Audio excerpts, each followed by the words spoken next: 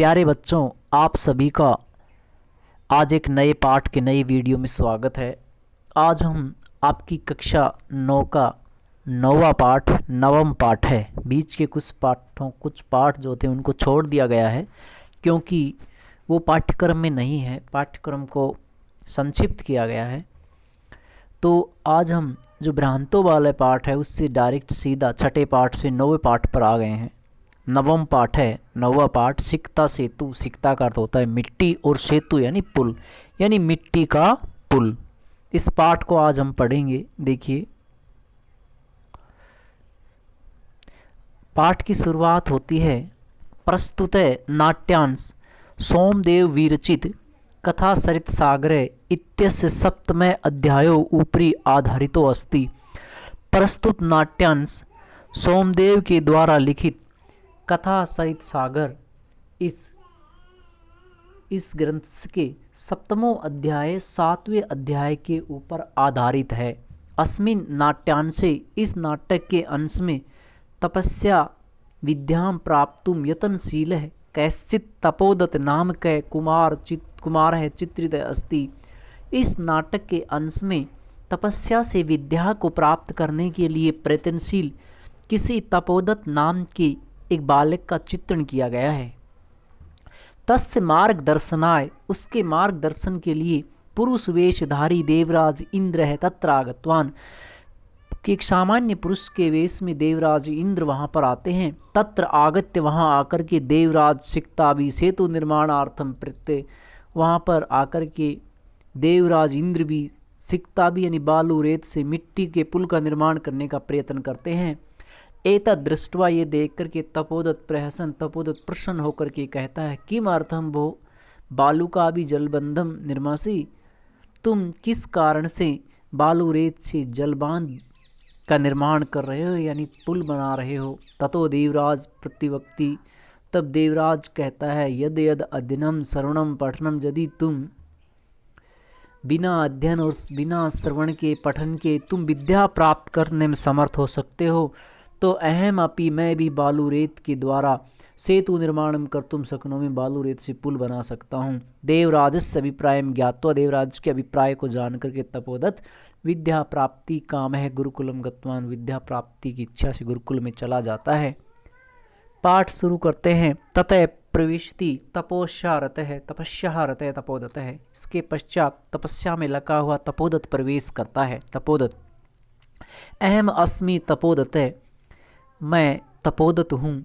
बाल्ये पितृचरणी, बचपन में पिता के चरणों के द्वारा कलेश्यमानो, कष्ट किए जाते हुए भी विद्याम न अधीतवान, मैंने विद्या को प्राप्त नहीं किया। विद्याम न अधीतवान अस्मि, तस्मात्, इस कारण से सर्वै कुटुंबी भी, सारे परिवार वालों के द्वारा, मित्रों के द्वारा, तृतीय विभक्ति है जैसे कर्ण से द्वारा होता है वही अर्थ होगा। ज्ञाति जनिश्चय, और जानने वालों के लोगों के द्वारा गृहीतो अभवम, मैं अपमानित किया गया हूँ। ऊर्ध्वम निश्वस्य, ऊंची सांस लेकर के। हा विधे, हाय विधाता, किम इदम मया कृतम, ये मैंने क्या किया। कीदर्शी दुर्बुद्धि आसीत, उस समय पता नहीं मेरे अंदर कैसी दुर्बुद्धि थी। एतत् अपि न चिंतितम, यत मैंने ये भी ना सोचा कि परिधानै अलंकरै भूषितो अपि न शोभते, नरो निर्मणि भोगी सभायाम यदि वा गृहे।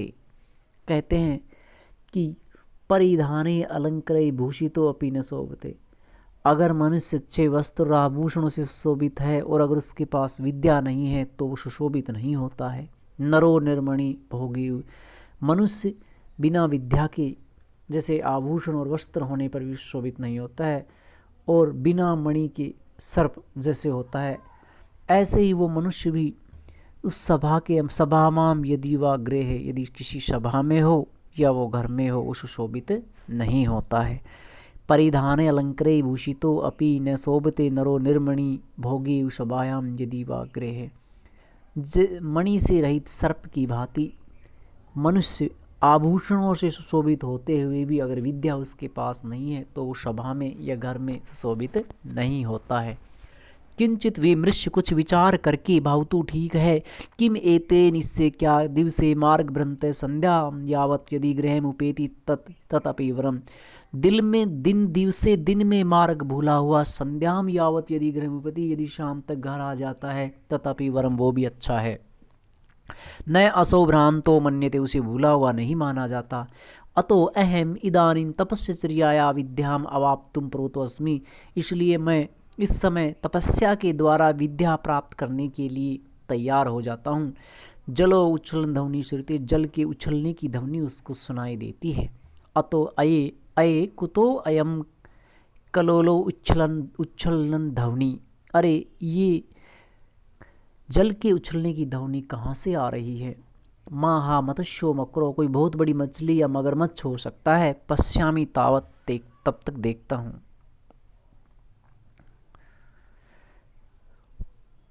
क्या देखता है तपोदत्त वहाँ पे। पुरुषम एकम सिकता भी एक पुरुष बालू रेत से सेतु निर्माणम प्रयासम कुर्वाणम दृष्टवा सहसम। बालू रेत से पुल निर्माण करने के प्रयास को देख करके सहसम हंसने लगता है। हंते हाय नास्ति अभाव बड़े दुख की बात है। नास्ति अभाव जगति मूर्खाणाम संसार में मूर्खों की कमी नहीं है। तीव्र प्रवाहायाम नद्याम मूढ़ो अयम सिकता भी तीव्र प्रवाह में नद्याम नदी में मूढ़ो अयम सिकता भी सेतु निर्मातुम प्रयतते।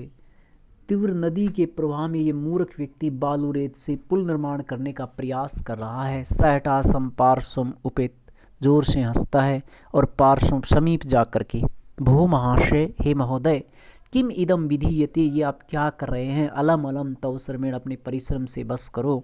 पश्य देखो रामो बबंध यम सेतुम शिला भीम करालय। रामो बबंध यम सेतुम शिला भी करालय।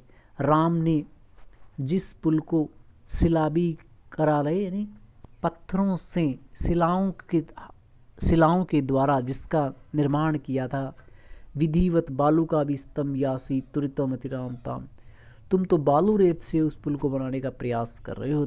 तुम अति राम तुम तो राम से भी बढ़ करके हो। चिंतय सोचो तावत तो सिकता भी क्वचितेषु कर्तुम सुज्यते। तो सोचो बालू रेत से कहीं पुल निर्माण हो सकता है। पुरुष भोज तपस्वी ने हे तपस्वी कथम माम अवरोधम करोसी क्यों मुझे अवरोध यानी रोक रहे हो। प्रयत्न किम न सिद्धम भवति प्रयत्न से क्या सिद्ध नहीं होता है। का आवश्यकता शिलाराम शिलाओं की क्या आवश्यकता है। सिकता भीर एव सेतुम करिष्यामि स्वयं संकल्प दृढ़ताया। बालू रेत से ही मैं पुल का निर्माण अपनी दृढ़ संकल्प शक्ति के द्वारा करूँगा।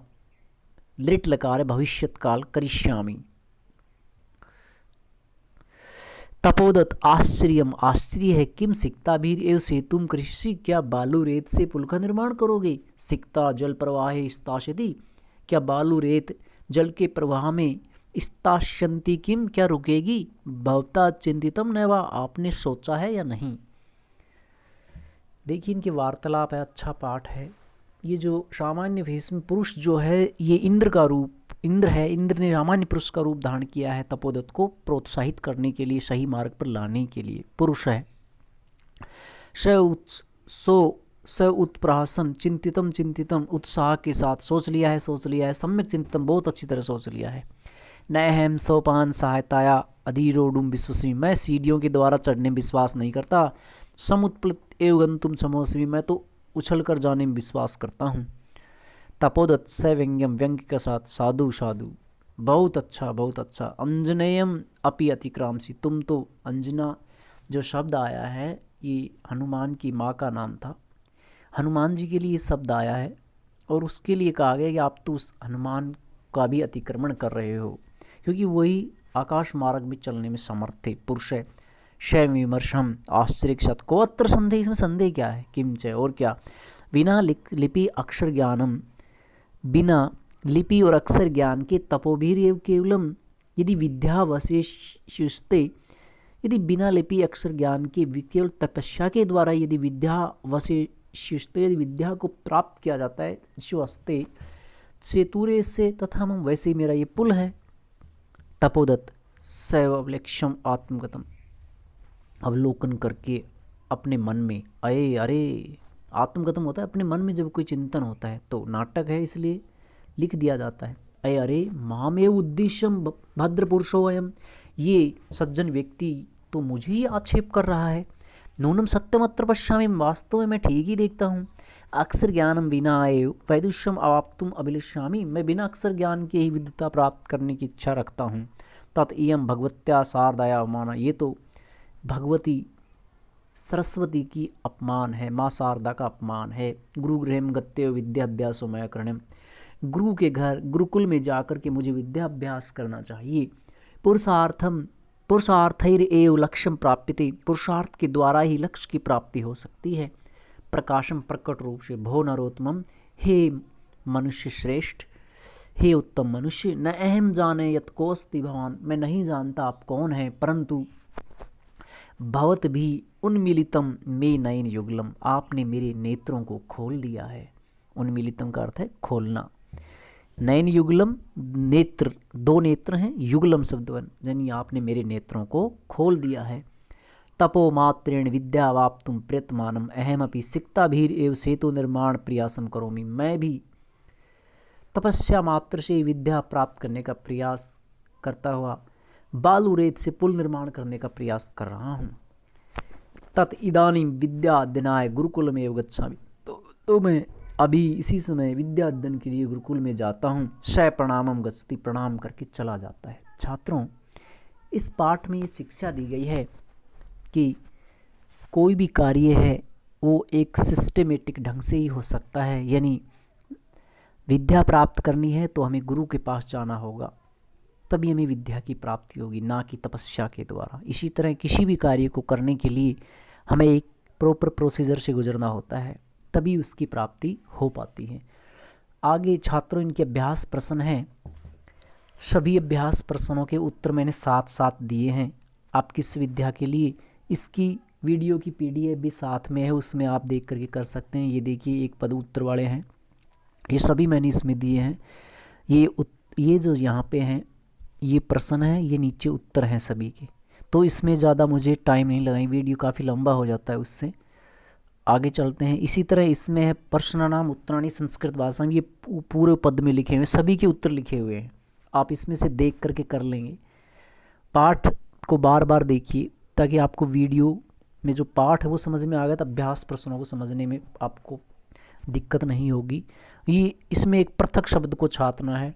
सारे जैसे 4 शब्द इसमें दिए हैं, निस्वस्य चिंत्य विमृश उपेत्य, इनमें से चिंत्य जो है अलग है ना, इसमें लप्य प्रत्यय नहीं है, इन सब में लप्य है। विश्वस्मी पश्यामी उत्तम पुरुष एकवचन के रूप हैं, है ना। करिष्यामी अभिलाषामी ये अलग है इनसे। तो दुर्बुद्धि जो है ये अलग है। तो इस तरह से इनके उत्तर मैंने साथ साथ दे रखे हैं, ज़्यादा समझाने की आवश्यकता नहीं है। रेखांकित पदों में सर्वनाम पद छाटने, सर्वनाम पद किसके लिए प्रयुक्त हुए हैं ये बताना है। तव किसके लिए है, पुरुषाय के लिए। सबके उत्तर दिए हुए हैं, आपको परेशान होने की आवश्यकता नहीं। ये मैचिंग वाला था, ये भी इसमें मैचिंग करके दिखा दिए गए हैं कि कौन सा कथन किसके प्रति कहा गया है, ये इसमें है चौथे प्रश्न में।